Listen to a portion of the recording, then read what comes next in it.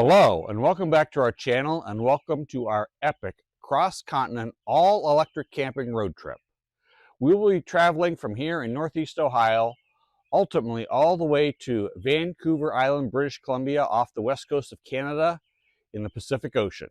To get there, we will be going through Theodore Roosevelt National Park, Glacier at Waterton Lakes International Peace Parks, Banff National Park in Canada, Jasper National Park in Canada, Yoho National Park in Canada. We'll drive through the Highway Through Hell, made famous by the popular TV show, and ultimately work our way across the ferry to Vancouver off the west coast of Canada. Today's first episode is going to be a look at our trip from here in Northeast Ohio to Theodore Roosevelt National Park. We'll be stopping at Indiana Dunes State and National Park in Indiana, of course, Wissota Lake State Park in Wisconsin, Buffalo River State Park in Minnesota, and then on to North and South Dakota. We're actually staying in North Dakota. Theodore Roosevelt National Park has a northern unit in North Dakota and a southern unit in South Dakota.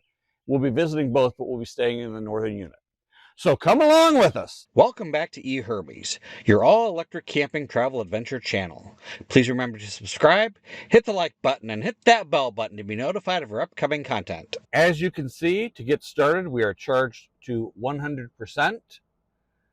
We'll be going, as I said, to Indiana Dunes State and National Park, just east of Chicago in Indiana.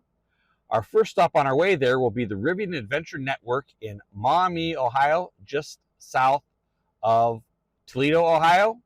We'll then be going to the Rivian Adventure Network in South Bend, Indiana, and then on to Indiana Dunes National and State Park. Here we go!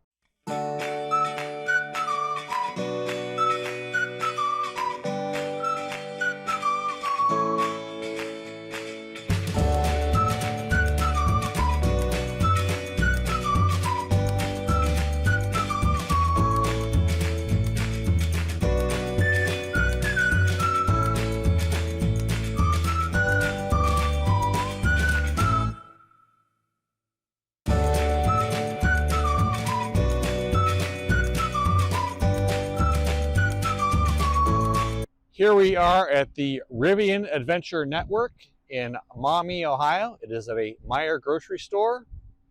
There are 5 cabinets. Let me turn around. 5 cabinets here in a row. And what's really nice and why I love these is over here, there's a stall specifically for people towing trailers. Unfortunately, someone not towing a trailer took that stall. Fortunately, there were nothing but empty parking spaces beyond the end stall of the pull-in chargers, so I was able to stretch the cord a little bit and get us where we need to go. We're going to be here about 45 minutes. We're getting really good speeds. Yes, 200 kilowatts. That's pretty good. So we will be back on the road, headed for South Bend, Indiana. We cruised into the Rivian Adventure Network near South Bend. It's actually Granger, Indiana, but it's just northeast of South Bend, which more people are familiar with. Fortunately, we got here at 4%. The trailer stall over here, yes, we're batting 1,000. Another non-trailer vehicle blocking the trailer stall, but we're also batting 1,000 in that this location has plenty of room beyond the end stall, so we're able to just block some spaces that aren't being used, even though someone's in the trailer space. So we are going to charge here to 80%, and then we are headed off to Indiana Dunes National and State Park. We're actually camping in the state park. See you there. Here we are leaving Ohio. And it must be a really thick border, really wide border, because here we are entering Indiana. All right, at this bridge we are entering into the central time zone, so we will pick up an hour going from 1:37. It's actually 12:37. To get to Indiana Dunes State Park, you actually have to drive through Indiana Dunes National Park. After driving through a little bit of Indiana Dunes National Park, here we are entering into Indiana Dunes State Park. And then our entrance into the campground itself. We made it into the campground, got set up on our site, Site 92. We have Starlink set up. We are doing our all-electric camping. We are doing electric cooking on the Weber electric grill. We are running the camper off the 30 amp 120 volt. We're charging the car off the 50 amp 240 volt. And we're doing the cooking and running Starlink and charging batteries and things like that off the 20 amp with an extension cord over to the grill, and everything else is coming off the camper circuit. After dinner, we're going to go take a look at the beach, and there's a cool beach building there. I'm not sure. It's like a little inn. I think they have food, and I know they have ice cream. So if it's still open, maybe we'll get some ice cream. We'll see. But that's after dinner. Let's go have some dinner, and then we'll head out to the beach. The main claim to fame for Indiana Dunes is, well, the dunes. And here are some of them behind us. And also, this pavilion structure where the girls are currently getting ice cream. I have another view of the front of it that I'll show you here in a minute. And if you look way in the distance, I don't know if you can see it, but you can see the city of Chicago skyline down there. So this is the big thing. You're within sight of the city of Chicago, a nice beach, and the sand dunes themselves. So that's pretty much going to wrap up our one-night stay here at Indiana Dunes State Park. Tomorrow we're headed for Wissota Lake State Park in Chippewa Falls, Wisconsin. After getting a good night's sleep in Indiana Dunes State Park, we were also able to charge up to 100%. We went from 48% to 100%. So now we are ready to fight through the Chicago traffic. The good news about being so close to Chicago is you get to go through the morning rush hour. Anyhow, it looks like we will have 3 charging stops today on our way to Lake Wissota State Park in Chippewa Falls, Wisconsin. Looks like the first one is in Des Plaines, Illinois. I don't think we're going to need that one, though. I think that calculated that before I charged overnight. We'll see if we need that one. We may be able to push a little further. In fact, there's a good chance we may not charge it all in Illinois. We may get all the way into Wisconsin. We'll see. Here we go.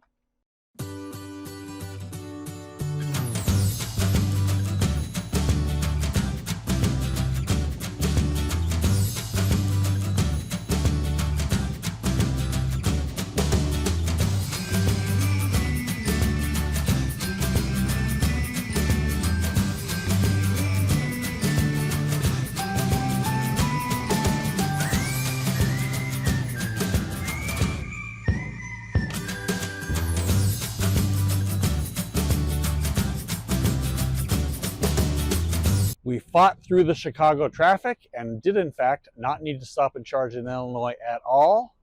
We are currently in Janesville, Wisconsin at the Woodman's grocery store, I guess it is. Tesla supercharger, getting good speed. When I looked, it was 199. We'll be here about 40 minutes to get to 80%, and then we'll be back on the road. We were at 41% and didn't need to charge, but someone in the back seat had to use the restroom. So I decided to pull off in Wisconsin Dells at the Iona Rechargery. This is the second one of these I've used. Nice canopy over it, not that we need it today. There are a variety of other people here. There's ID4 pulling a camper, also charging, and a Ford Lightning down there charging as well. So it's getting good use, and if we stay here to 90%, this will be able to be our last charging stop until we get to Wissota Lake State Park. Here is our first look at Lake Wissota. You certainly aren't going to miss that sign, that's for sure. We arrived at our campsite at Lake Wissota State Park, Site 50. Site 50, fortunately, has a 50 amp outlet because we arrived with 8%. As you can see over there by Mrs. E-Hermes, we have the trailer plugged into the 30 and the car plugged into the 50. And we've got Starlink set up and a few other things. Got the bikes off. We'll be going for some bike rides. We already dumped our poop, filled our water. It's all good. We're going to be here for 2 nights. Because it was such a long driving day today and on top of yesterday, we're going to go out to dinner tonight. So we don't have cooking stuff out tonight. We'll have a good cooking day tomorrow, both breakfast and dinner. Not sure about lunch. And then we'll be headed off to Buffalo River State Park in Minnesota. Hopefully we'll have some more to show you. I know you saw a little bit of Lake Wissota when we drove in, but hopefully we'll have a little more to show you tomorrow. The primary and perhaps only feature of Lake Wissota State Park is, well, Lake Wissota. What would Lake Wissota be without boating? So there is, of course, a public boat ramp in the state park, and a small swimming beach, and some picnic areas, and a few hiking trails. We start the day this morning with both good news and bad news. The good news is with the 50 amp outlet, we were easily able to charge all the way from 8% to 100% because we were here for more than 24 hours, so it was no problem. I even had the setting turned on the charger, so it was only drawing about 20 amps. The bad news is I did not, in fact, make reservations for Buffalo River State Park. And the campground is full there, so we have nowhere to stay tonight. So we have found a Harvest Host location, Rolling Forks Vineyards near Glenwood, Minnesota, overlooking Lake Minnewasaca. The good news there today is we only have one charging stop for about 10 minutes. We're only going a couple hundred miles. The bad news is that makes tomorrow's drive much, much, much longer with 4 charging stops, and we'll probably be on the road at least 10 to 12 hours. But that's for tomorrow. For today, let's get headed to Rolling Forks Vineyards. Here we go. Here we are crossing the St. Croix River from Wisconsin into Minnesota with plenty of construction. After crossing the St. Croix River and crossing from Wisconsin into Minnesota, we then took the 694 bypass around Minneapolis-St. Paul. On that, we eventually crossed over the Mississippi River a few miles back, which for as far north as it is, was still a little bit surprisingly large of a river. That brought us to the Ribbing Adventure Network here in Maple Grove, Minnesota, just north of Minneapolis. We're going to charge here up to 95% because our stop at the winery may have an electrical connection or may not. So I can't count on it. So we're going to get enough that I know if I get there and there isn't one, I can get to the next charger, although I'd like to pay the $30 in charge there. That seems like a good use of our money and their facility. So that's the goal, and we will be here for about probably 45 to 50 minutes and then back on the road. We have arrived at Rolling Fork Vineyards, where they have a beautiful facility, as you can see. After coming down that gravel road and into the parking lot of Rolling Forks Vineyards, they do in fact have a 50 amp outlet. So for $30, we will charge from 33% to 100% overnight while we sleep. We did miss out on Buffalo River State Park, but as a consolation prize, this isn't bad. Beautiful views of the vineyard overlooking Lake Minnewasaca. What a beautiful sunrise. Unfortunately, because the voltage was very low coming to the pedestal where I was plugged in at the winery last night, we only got to 95% instead of 100. Still enough that I believe we'll be able to skip this first charger. Then we want me to go here, and we'll just have 1, 2, 3, 4 on our way to Theodore Roosevelt National Park. Here we go.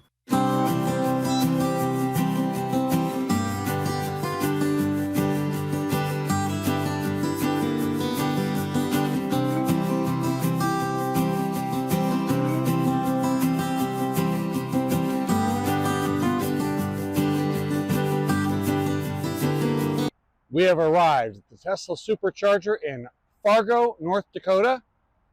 We're going to be here for about 30, 40 minutes. So what I've done is I have taken the trailer and plugged it into the Blue Eddy in the back of the Rivian, which I will recharge on the road when we're back on the road.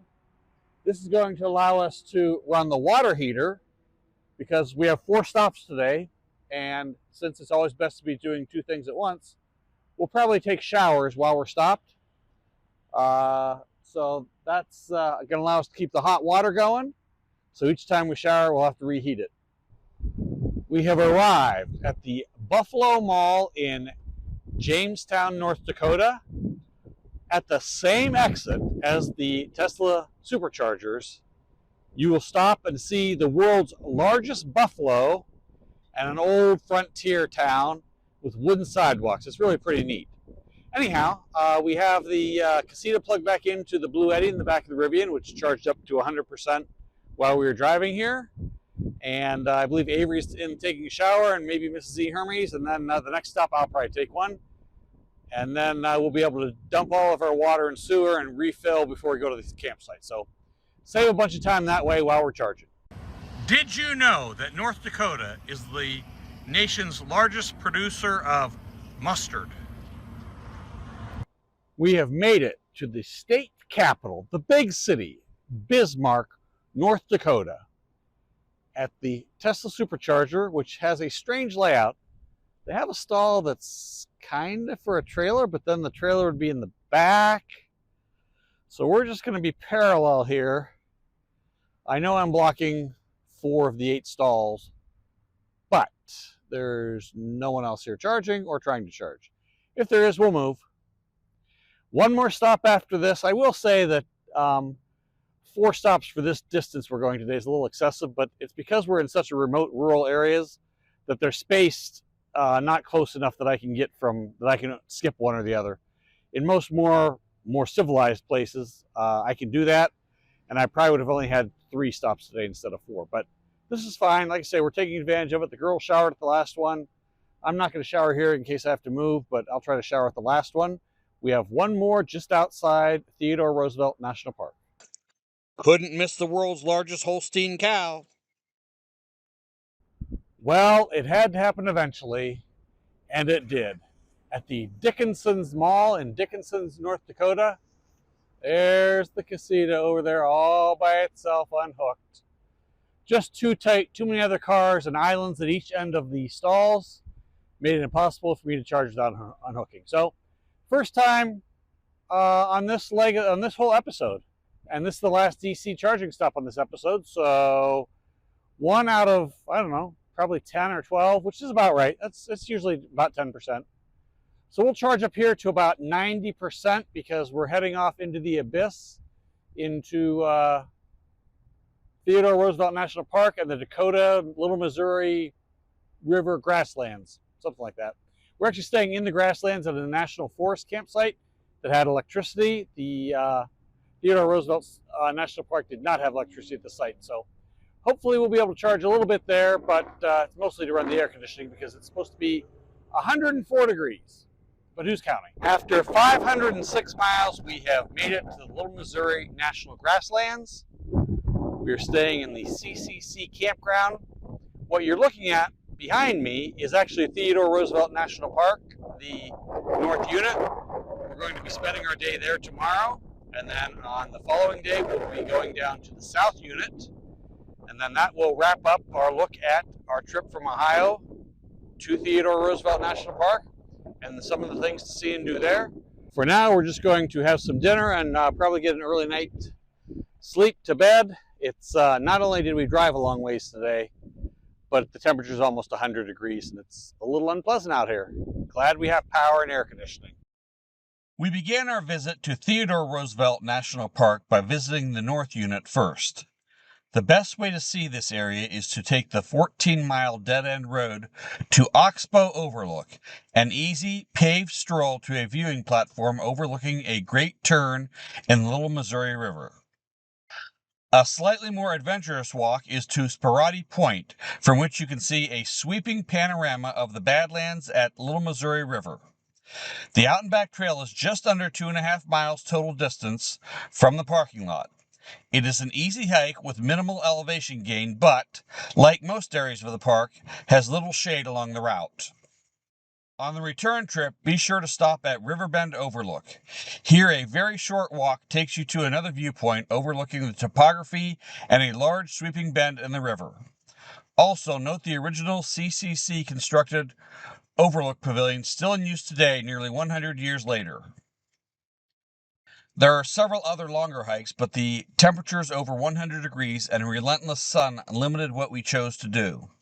In the slightly cooler evening, we did go back and walk the Little Mo Nature Trail, a 3/4 of a mile paved and accessible loop that takes you right to the edge of the Little Missouri River. You might even see some wildlife along it. Of course, we got an even closer look at a bison on our drive back from the trailhead. You know it got close to the car when it set off the collision avoidance warnings. For our last day at Theodore Roosevelt National Park, we visited the town of Medora, the South Unit, the brand new Theodore Roosevelt Presidential Library, and the Elkhorn Ranch. We first drove to the 36-mile Loop Road, where we saw an abundance of wildlife like these prairie dogs, and these bison, and these wild horses,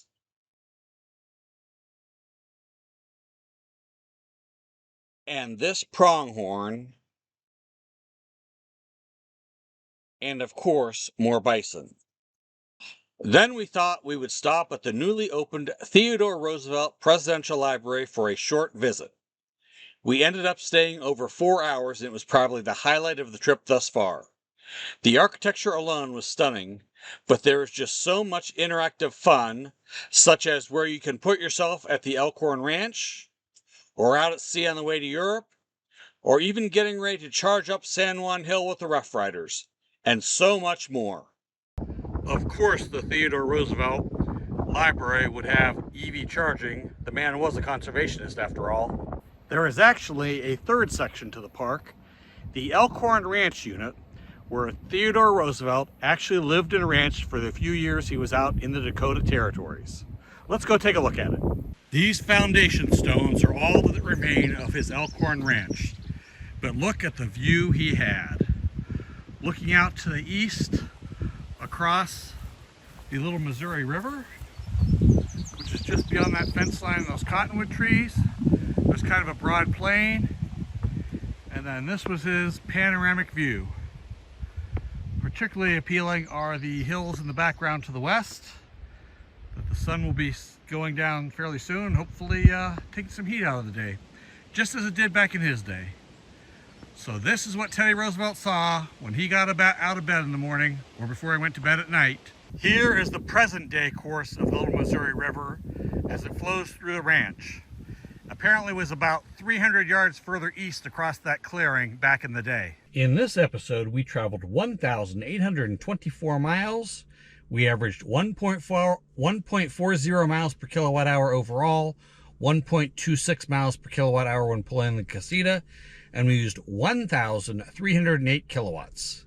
We certainly hope that you enjoyed this look at our trip from Northeast Ohio across the country to the Badlands of North Dakota and Theodore Roosevelt National Park, all three units, North Unit, South Unit, and Elkhorn Ranch, as well as the Theodore Roosevelt Presidential Library. If you did, please hit the like button. Now, this is the first episode of a multi-episode series where we're going all across the continent. So make sure you are subscribed and hit that bell button so you'll be notified when our next episode is available.